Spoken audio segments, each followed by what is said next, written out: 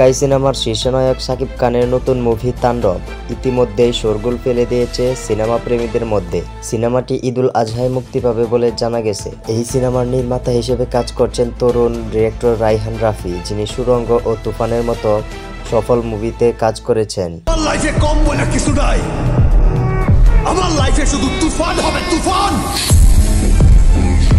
তবে এই মুভিতে শাকিব খান থাকলেও ভিলেন চরিত্রে কে অভিনয় করবে তা নিয়ে সোশ্যাল মিডিয়ায় আলোচনার যেন শেষ নেই। কেননা আগে থেকে জানা গিয়েছে শাকিব খান একজন গ্যাংস্টারের চরিত্র অভিনয় করবেন, আর এই চরিত্রটাকে পাওয়ারফুল করবার জন্য দরকার একজন পাওয়ারফুল ভিলেন, যার ইশারায় পুরা মাফিয়া জগৎ নড়ে চড়ে উঠবে।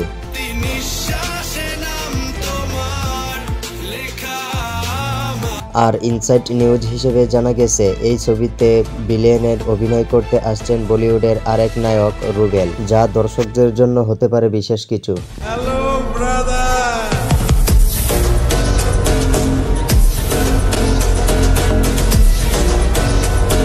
তবে যেন তেন ভিলেন হিসেবে নয়, রুবেলকে এখানে দেখা যাবে একদম ভিন্ন রূপে, যেমন বিক্রম সিনেমায় সুরিয়ার রোলেক্স চরিত্রের মতো, যা স্বল্প সময়ের উপস্থিতি হলেও কেমিও চরিত্রে অ্যাকশন দৃশ্যের জন্য রুবেলে মারাত্মক চমক থাকছে বলে জানিয়েছেন পরিচালক রায়হান রাফি।